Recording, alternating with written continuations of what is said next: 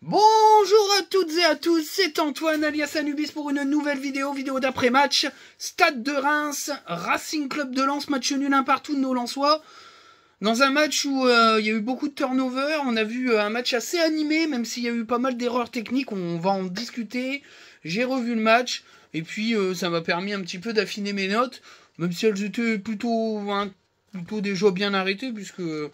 en fait, j'ai pas eu trop d'évolution dans ma manière de voir les choses. On va commencer par le 11 de départ avec Brice Samba dans les buts, le trio non légendaire Danso, Medina et Kouzanov, titulaire à droite, à la place de Grady, qui a été laissé un peu au repos parce qu'il manquait de rythme sûrement. Sur la droite, Frankowski qui retrouve son poste de prédilection. À gauche, Chavez, nouvelle titularisation. Au milieu de terrain défensif, le duo Salis Abdul Samed, Nampalys Mendy, welcome back à l'automne 2023. Et puis le trio offensif, n'importe quoi, Fulgini, Thomasson et Wesley Saïd. Alors qu'est-ce que j'ai pensé de ce 11 ? C'est un 11 tout à fait légitime. C'est un 11 de gestion de physique. Beaucoup de joueurs sont un peu cramés, pour être franc. Il y a des échéances très importantes avec un Mont Ventoux des matchs. On rencontre le 2e, le 3e, le 4e et le 5e, plus les matchs d'Europe. C'est énormissime. Donc il va falloir que nos meilleurs joueurs se reposent et il fallait faire tourner pour gérer un peu l'effectif, surtout que El Ainaoui, Andy Diouf, des PDC ont beaucoup joué, alors qu'ils n'étaient pas forcément prédestinés à avoir autant de temps de jeu depuis le début de la saison.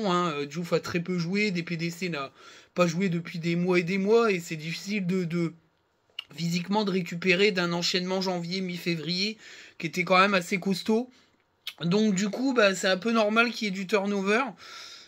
Ça laisse aussi des chances à certains joueurs de se reprendre, comme Thomasson ou Fulgini, à Wesley Saïd d'enchaîner un petit peu, parce que il faut qu'il enchaîne, parce que s'il joue pas, il est pas performant. Et puis Frankowski retrouve son poste à droite. C'est aussi une manière de dire à Frankowski qu'il joue à droite et que il est en concurrence avec Aguilar et qu'il faut qu'il montre. Chavez enchaîne les titularisations. Je trouve que son arrivée à Lens est plutôt correcte et prometteuse. Face à une équipe comme Reims, c'était quand même un beau test pour lui. Et puis la défense avec Kouzanov, j'étais pas forcément très inquiet parce que pour moi Kouzanov c'est vraiment une pépite et il y avait de grandes chances qu'il performe à la place de Grady. Je pense que Grady ça avait besoin de souffler, donc tout ça me semblait logique. Voilà, alors, c'était une compo un peu surprenante, mais pas dénuée de sens pour moi. On démarre par les notes. La note de 7 à Brice Samba, il fait un bon match. Il n'a pas eu 25 000 arrêts à faire. Il peut pas faire grand chose sur le but. L'erreur vient pas de lui et l'attaquant rémois ferme très bien le premier poteau, donc peut pas faire grand chose. J'ai trouvé qu'il était bon dans ses prises de balles aériennes sur les corners, les coups de pied arrêtés, parce que c'est un peu notre faiblesse. Et les relances ont été très bonnes, vraiment très bonnes. Donc voilà, notamment une relance, je crois que ça doit être lui qui fait la relance sur Chavez, si je dis pas de conneries, et qui amène une très belle occasion de but. C'est la qualité de jeu de Samba, qui est un des meilleurs relanceurs au pied du championnat de France, et qui pour moi a largement sa place à l'Euro en tant que deuxième gardien. Pour moi il est au-dessus de Chevalier, même si Chevalier finira par lui passer devant, parce que c'est un gardien extrêmement performant, le jeune Chevalier. Mais pour le moment, pour moi, il est au niveau d'un deuxième gardien de l'équipe de France. Et c'est pas rien, parce que la tradition des gardiens en France, c'est quand même une très grosse tradition. On a toujours eu de très très bons gardiens cotés au niveau mondial. Donc sincèrement, c'est une super performance pour Samba et j'ai trouvé qu'il avait été encore une fois très bon. J'ai mis la note de 5 à Danso. J'ai trouvé son match moyen, je l'ai revu. Des pertes de balles inhabituelles qui nous ont mis un petit peu dans la difficulté. Des projections balles au pied, des fois peut-être mal senti, même si techniquement il a réussi à sortir un peu du pressing rémois. Les relances n'étaient pas tip top. Sur le but, c'est lui qui est clairement coupable parce qu'il doit couper plus que ça. Il erre un peu comme un fantôme dans la surface. Moyen. On a connu du meilleur Danso, mais bon, après ça reste l'un des meilleurs défenseurs du championnat. J'ai mis la note de 7 à Medina. Bon, il prend un jaune. Sincèrement, je trouve ça un peu sévère de la part de l'arbitre qui avait la tête à l'envers. Il n'avait pas fait une grosse faute qui méritait un jaune. Hein. Je pense qu'il voulait se faire Medina, mais en tout cas, son match a été très intéressant. Il a manqué à Fribourg, hein, parce que là, dans les relances, les combinaisons avec Chavez, les prises d'initiative, il a été présent et c'est lui qui crée aussi un surnombre. Franchement, c'était assez plaisant. C'était assez plaisant et j'ai pas mal aimé le match de Medina qui, pour moi, est un élément indispensable de cette équipe pour son équilibre offensif-défensif. J'ai mis la note de 7 à Kuzanov, j'ai beaucoup aimé son match, alors il prend un carton très tôt parce qu'il met un sacré caramel quand même pour montrer sa présence. C'est peut-être un peu son défaut, hein, son excès d'engagement. Mais alors, le match complet. Hein. J'avais pas peur, hein, mais franchement, il m'a ébahi. Défensivement, il a pocket 2-3 joueurs de Reims quand même. Physiquement, il les a fait voler. Les relances sont très bonnes. La capacité, la vista, le placement. Il a récupéré pas mal de coups avec sa vitesse. Il va très vite. Il est très très rapide. C'était un des plus rapides, je crois, de l'équipe de Lens. Il a été chronométré à plus de 35, si je dis pas de conneries. Mais il a rattrapé quelques coups en couverture, vraiment très impressionnant, Kuzanov. Et voilà, il est assez adroit dans sa manière de tacler et de défendre. J'ai bien aimé. Voilà. Pour moi, c'est le futur de cette équipe. Je suis pas forcément inquiet de voir un départ. Par exemple, de Danso. Moi, j'espère secrètement que Medina va rester, mais ça risque d'être compliqué. Mais un départ de Danso, pour moi, n'est pas catastrophique. Une défense Medina, Kuzanov, Grady, ça a largement de la gueule et ça a largement de quoi faire en Ligue 1. Moi, je le pense sincèrement. Le gamin est très fort. C'est dommage qu'il n'y ait pas la Coupe de France, il aurait pu jouer, mais sincèrement, voilà, il va être titulaire en Coupe d'Europe puisque Danso est suspendu. Moi, je suis pas inquiet. Enfin, sincèrement, il est capable de faire ses matchs et il apportera une plus-value dans la relance qui permettra peut-être aussi de mettre un peu la pression aux Allemands. Donc voilà, bon match de la part de Kuzanov. Bon match également de la part de Frankowski. Ça faisait longtemps que j'avais pas mis une bonne note à Frankowski. Une superbe galette. Il aurait pu en même mettre 2 parce qu'il a fait un très joli centre qui a été gâché par Chavez, malheureusement. J'ai trouvé assez intéressant dans la gestion de la profondeur et dans les projections. Il a pas mal eu l'occasion de centrer. Il est beaucoup plus à l'aise à droite qu'à gauche. Enfin, il faut quand même le dire. Ce mec-là doit rester à droite. À gauche, il a rien à y faire.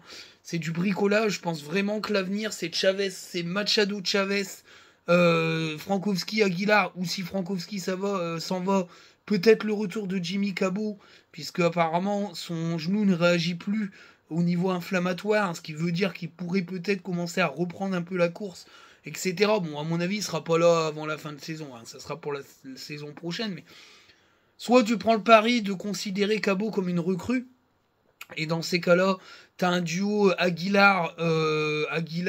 Cabot à droite si Frankowski venait être vendu parce qu'il a vraiment la cote en Allemagne. Et de l'autre côté, Chavez Machado, ça a clairement de la gueule. Hein. Ça a clairement de la gueule pour la saison prochaine. En tout cas, voilà, j'ai beaucoup aimé son match. Bien plus à l'aise à droite qu'à gauche. Chavez, j'ai mis la note de 6, match correct. Il aurait eu une meilleure note s'il avait amélioré sa finition, mais j'ai beaucoup aimé son match. Alors oui, il croque 2 fois la feuille. On aurait sûrement remporté ce match si c'était Machado à gauche. Je vous le dis sincèrement, c'est pas pour critiquer Chavez, mais j'ai beaucoup aimé ses déplacements, ses anticipations, ses accélérations sur la passe de Brice Samba. Il est monstrueux, il a plus de 38 km/h. C'est lui, hein, c'est son accélération qui crée l'occasion de but. Hein. Alors, bien sûr, il fait un appel et la relance de Samba est belle, mais c'est sa pointe de vitesse qui le rend difficilement prenable. Moi, j'ai bien aimé. Le problème, c'est qu'il a été peu servi. Parce que Medina était bien quand même... comment dire, il a été bien surveillé par Reims et les deux milieux de terrain n'ont pas fait un match milieu de terrain offensif et puis les deux milieux de terrain défensifs n'ont pas fait un match mirobolant. Mais en tout cas, voilà, j'ai beaucoup aimé son match, mais il perd des points à cause de sa finition un peu beaucoup tendre, on va dire. Au milieu de terrain, j'ai mis la note de 5 au duo Nampalis Mendy Samed. Alors c'était pas catastrophique, mais comparé au duo élégant, moi je trouve que c'est quand même assez compliqué. Ils sont pas complémentaires du tout, c'est deux profils similaires, hyper défensifs, et qui utilisent très mal le ballon, que ça soit Nampalis Mendy, qui a peut-être fait preuve d'un peu plus de... Il est plus punchy que Samed, mais dans l'utilisation du ballon, c'est très faible. Et puis Abdoul Samed, bon, on le connaît, hein, il est pas capable d'inventer des choses avec la passe. Il est très bon défensivement par contre, mais je trouve qu'ils ont été quand même assez limites, même si j'ai connu des matchs pires que ça de la part de Samed. Par contre, je pense qu'il faudrait peut-être faire un mixte entre le duo élégant et les deux briscards défensifs. Je pense qu'un Diouf Samed, par exemple, pourrait fonctionner, ou un El Ainaoui un peu plus haut avec Nampalys Mendy, pourquoi pas. Voilà. Mais je sais pas où ira Franquet, j'en sais rien ce qu'il va choisir. À un moment donné, il faudra faire un choix. C'est vrai que le duo élégant, c'est une version offensive de l'équipe. Le duo le duo des briscards, parce que c'est pas un vieux briscard, il est pas vieux, ça m'a dit il a 23 ans. Mais le duo des briscards défensifs, c'est une option beaucoup plus défensive, c'est le cas de le dire. Fujini, eh ben, je vais peut-être surprendre, mais moi j'ai mis 7 à Fujini. Il y en a qui ont vu un mauvais match, ben pas moi. Moi j'ai trouvé qu'il avait fait un bon match. Il a été très intéressant. Ça a été un des meilleurs récupérateurs de ballon. Il avait un peu un rôle à la Sotoka et j'ai trouvé qu'il l'avait bien fait. Il y a eu des ratés dans les passes, c'est vrai. Mais il s'est procuré une occasion qu'il n'a pas convertie, c'est vrai. Mais je trouve que l'ensemble du match était très intéressant. Il a été très disponible. Il a été au pressing, il a récupéré des ballons, je vous dis une petite dizaine de ballons, c'est pas anodin pour un milieu de terrain offensif. Il a su orienter le jeu quand même, mais c'était pas extraordinaire, mais j'ai trouvé ça plutôt bon par rapport à d'ordinaire. Voilà. Thomasson, bah j'ai mis la note de 5, moi je l'ai trouvé assez neutre. Il n'y a pas d'énorme erreur, il a perdu peu de ballons. Je l'ai trouvé un peu plus punchy, moins avec la terre sur les épaules, parce que je l'avais trouvé très il portait un sac à dos avec des pierres dedans, quoi. Enfin, mais là, je l'ai trouvé un peu plus relâché. Il a plutôt une bonne idée sur la déviation qu'amène la grosse occasion de Fujini. Mais c'est pas, voilà. C'est largement derrière des PDC et Sotoka en vrai. Donc voilà. Mais il y a du mieux. Voilà, c'est pas. J'ai pas mis un 2 ou un 3. C'est neutre. Voilà. Wesley Saïd, j'ai mis la note de 6. Il marque un très joli but de la tête. Il a fait une deuxième partie de première mi-temps très intéressante où il a commencé à prendre le dessus. Mais après, je trouve qu'en deuxième, il s'est complètement éteint. Il n'y a pas eu la magie, le déclic. C'est Saïd. Sur un match, il est quand même assez inconstant, voire fortement inconstant. Moi, je suis... comment dire ça? Je pars toujours du principe que pour moi, Saïd, c'est un intermittent du spectacle, clairement. Que ceux qui parlent d'un Saïd bien meilleur que Wai, mais je sais pas trop sur quoi il se base en fait. Parce que moi, je veux bien qu'on me sorte des stats où il a plus marqué en prorata minute but que Wai, mais sur la saison là. Parce que si tu additionnes les 3 dernières saisons, Wai, il éclate Saïd. C'est une année transitoire pour Wai qui arrive dans un club avec beaucoup plus d'ambition que Montpellier. Il est encore très jeune. On va se calmer. Enfin, je veux dire, Wesley Saïd, il a marqué 5 buts en 600 minutes. Mais la saison dernière, il en a marqué combien de buts? Wai, lui, il en a marqué 19 de buts. Hein. Donc si vous faites le prorata sur les 3 années, parce que Wai, ça fait 3 ans qu'il a émergé à Montpellier. Il faisait des petits bouts de match la saison... pas la saison d'avant, mais la saison encore d'avant, t'additionnes les 3 saisons, je suis pas pro stat, mais il a largement des stats bien supérieurs à Wesley Saïd. Donc j'ai du mal avec ça. Voilà, mais je ne dis pas que Wesley Saïd est mauvais. Je dis l'inverse. Je dis qu'Eli Wai est meilleur que Wesley Saïd. C'est pas la même chose. Alors oui, les puristes, il faut qu'il aille presser à mort et se battre sur chaque ballon. Ouais, bon, ok. Ouais, bon, si vous voulez. Mais pour moi, un attaquant, c'est surtout quelqu'un qui a du talent et qui crée des choses. Moi, je suis désolé, quand Eli Wai, il a un ballon, il se passe quelque chose, mais il faut qu'il ait un ballon pour ça. Voilà. Après, Wesley Saïd est très clinique dans sa manière de marquer, ça l'a toujours été, et ça fonctionne. C'est un attaquant voilà, qui rentre dans une rota, qui rentre, qui crée des choses, ou qui peut enchaîner quelques matchs en titulaire, mais pour moi, il est derrière Eli Wai, c'est clair, net et précis. Voilà. Après, c'est mon avis. J'ai fait tout le monde. Les notes des remplaçants. Aïdara, je l'ai pas noté parce qu'au final, il a rien fait. Il est rentré assez tard. Il a pas trop touché de ballon. Ça m'a pas marqué. Donc je mets pas de note.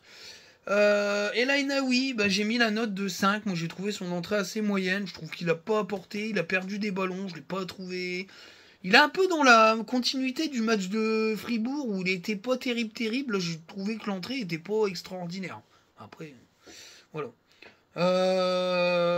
DPDC, DPDC c'est pareil. J'ai trouvé l'entrée moyenne. Il a pas pesé du tout parce que C'est pas la même chose de noter Aïdara et des PDC, parce qu'Aïdara est défenseur, il a pas eu de geste technique défensif à faire. Des PDC, il a eu des ballons, il en a rien fait, donc l'entrée est assez moyenne. Florian Sotoka, j'ai mis la note de 6. Moi, je trouve qu'il a fait une entrée plutôt correcte, où il a essayé de créer des choses. Malheureusement, il n'a pas été fortement suivi des faits, et puis le changement offensif a un petit peu clos les débats, pour être sincère. Et voilà, mais c'est voilà, tu sens quand même que quand il rentre, il se passe un petit truc quand même. C'est un titulaire, c'est clair. Voilà, mais je trouve qu'il est dans une meilleure phase. Là, il est dans une phase où il est bien là, parce qu'il est assez sinusoïdal dans ses performances. Mais là, il est là. Donc, on espère vraiment du grand Sotoka face à Fribourg pour tenter une qualif. J'ai mis la note de 4 à Guilavogui. Alors oui, il fait une passe à Chavez Chavez la foire un peu. Ok. Il a une occasion de but de Chavez, mais je suis désolé, il doit être plus prompt et il utilise pas le bon pied, il utilise un extérieur du gauche qui prend du temps à mettre en place. C'est tout, hein. C'est tout. Voilà. Alors, s'il fait la passe décisive et qu'il marque, j'ai peut-être pas la même note, c'est certain, mais la passe n'est pas décisive. Alors ça, c'est la faute à Chavez, mais la frappe, il doit mieux faire. Le reste, il a rien montré. Moi, je suis désolé, il n'a rien montré. Les contrôles sont pas bons, les courses de balles sont pas bonnes, pardon. Par contre, attention, moi, j'ai rien contre Guilavogui. Faut bien comprendre que moi, j'analyse ses performances. Je veux dire, j'ai pas de haine entre Guilavogui, j'ai pas de ressenti mauvais à Guilavogui. Moi, je ne le connais pas. Il doit être très sympathique. C'est un mec qui doit s'entraîner correctement, respectueux, ancré dans le groupe. C'est pas le problème. Moi, je juge ses performances et je considère que c'est un flop. Que ce joueur-là n'a pas le niveau des ambitions lensoises. Voilà, je pense qu'il aurait peut-être le niveau pour jouer le maintien, voire le milieu de tableau de Ligue 1 dans une rota. Mais c'est clairement pas un joueur que tu dois prendre avec toi pour aller viser un top 7, top 8 de Ligue 1. C'est pas possible. Pour moi, il est en dessous de Buxa. Tu gardes Buxa, je pense que Buxa, il fait des choses intéressantes sur cette saison. Éloigné de ses blessures. On verra ce que décidera de faire la direction. Est-ce que Francaise décidera de... parce qu'il a pris Guilavogui. C'est qu'il voulait ce type de physique. Est-ce que les performances de Buxa enchaînent les buts et les bonnes prestations? Là, il a encore marqué 2 buts, je crois, sur 2 services en Turquie.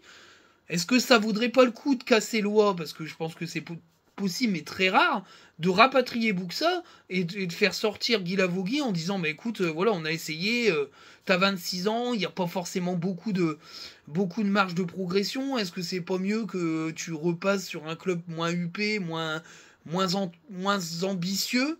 Je pense que c'est possible, mais en tout cas, la presta est pas correcte, quoi, c'est clair. Très mauvais match de Mio, bah il doit mettre rouge, hein. Je suis désolé, c'est une énorme faute grossière. Il a vu la VAR, il a vu la VAR l'a appelé parce qu'il y avait rouge. Il a regardé les vidéos, il s'est trompé, il l'a avoué à Francaise. Moi je pense que c'est une très grossière erreur. Je pense qu'il doit être très mal noté par rapport à ses prestations parce qu'il modifie le match. Parce que si Okumu, je crois que c'est Okumu, il prend rouge, bah c'est plus le même match. Donc il nique le match. Voilà. Et c'est pas la première fois, ça fait déjà 2 fois. Voilà. Mais nous, par contre, au 3e match face à Monaco, on va avoir un tac comme ça, il va prendre rouge. Donc en fait, le problème, c'est que ça va toujours nous retomber sur la gueule parce que s'il y a un tacle qui est, qui est tendancieux côté Lensois et on va chatoucher une fuite, tu vas voir, on va prendre rouge. Alors qu'on aurait dû bénéficier de 2 rouges sur les 2 matchs suivants, c'est nous qui allons être la victime de notre propre injustice. Tu verras, on en reparlera. Mais ça m'énerve. Ça m'énerve. Je suis désolé. C'est pas normal. Parce que là, c'est sûr et certain que si je dis une connerie, Medina, il fait un tacle et il prend un peu la cheville, il va prendre un rouge direct. Tu veux, on en parlera. J'ai mis la note de 6 à Francaise, match correct, parce qu'il a fait une bonne gestion d'effectifs. L'équipe était plutôt bien construite et que les changements m'ont paru extrêmement à propos. Donc voilà, match correct de Francaise. Il ne l'a pas emporté. Après, faire sortir Chavez, bon, peut-être c'est de la gestion du physique pour faire rentrer Aïdara, c'est clairement une fermeture de boutique. Le choix Guilavogui à la place de Wai, c'est pareil, pour moi c'est un choix défensif dans le sens où Guilavogui est là pour garder le ballon.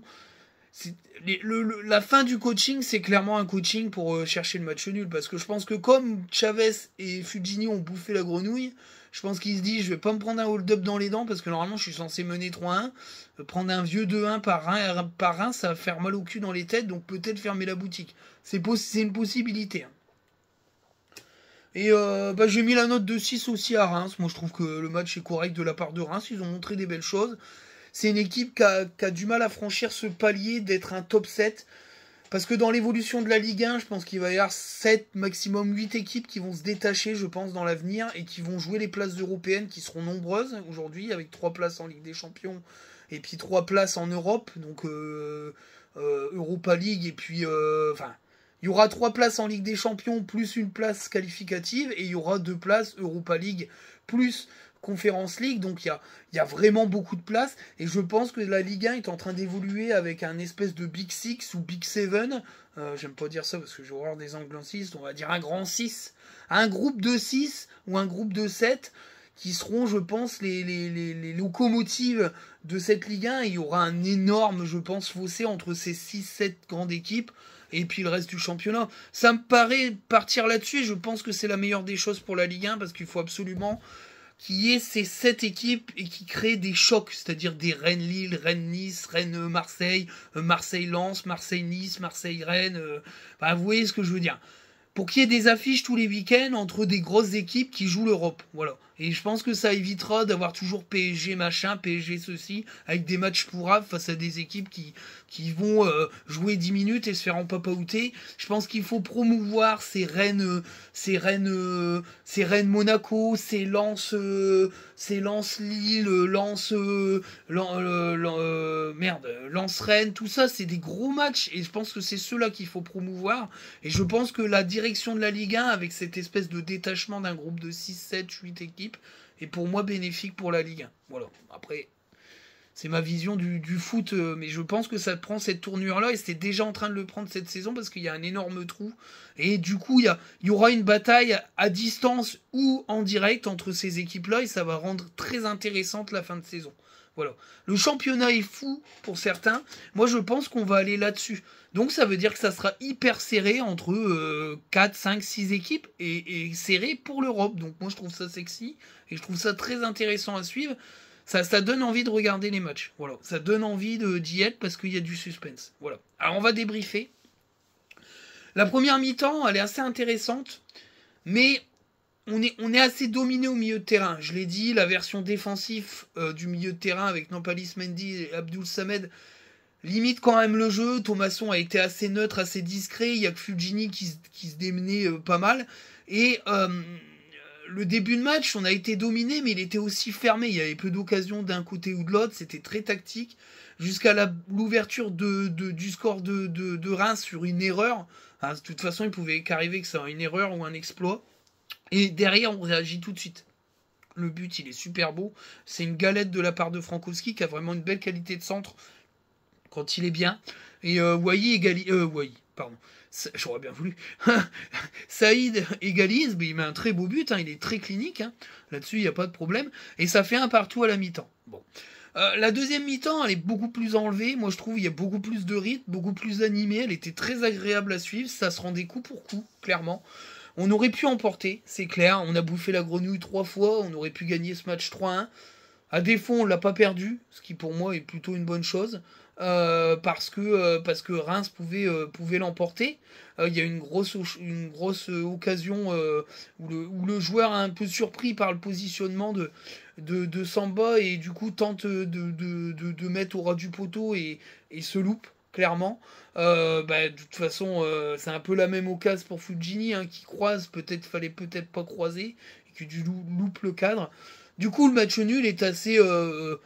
Pour moi, le match nul est pas injuste parce que les occasions, tu les as pas mis. Moi, je trouve qu'il est assez logique entre deux équipes qui se valaient quand même. Moi, je trouve que c'est une très belle équipe, Reims. Par contre, là où le bas blesse, c'est le carton rouge. Il doit y avoir 1000 fois carton rouge et ça doit changer la physionomie du match. c'est pour moi un impact, c'est un impact sur le jeu, et je pense que c'est une énorme erreur de Mio. Je comprends pas comment Mio peut dire oui, je me suis trompé à Francaise après le match en ayant resté 10 minutes devant la vidéo. Je sais pas, il avait mis un film de cul à la place de l'image des fautes, mais je comprends pas comment on peut dire au coach de Lens bah oui, j'ai commis une erreur alors que t'es resté 10 minutes devant l'écran. Voilà, c'est inadmissible, pour moi c'est une erreur, il faut sanctionner ça par des mauvaises notes et des rétrogradations d'arbitres. De toute façon, les arbitres sont trop protégés par ce système-là, il y en a qu'un qui descend, j'en parlais avec Rémi, qui est notre ami arbitre, il n'y a eu qu'une descente sur blessure, parce qu'il n'a pas assez arbitré. Bah, je suis désolé, c'est inadmissible, il devrait y avoir plein de descentes et plein de montées, et une bataille. Avec une note plancher, t'es en dessous, tu descends, t'es au-dessus en Ligue 2, tu montes. Voilà. Ou alors ceux qui descendent en Ligue 1 font monter automatiquement les meilleurs de Ligue 2. Et puis voilà, mais les mecs sont obligés de se battre et d'être performants et de ne pas être dans une certaine forme de complaisance quand ils arbitrent.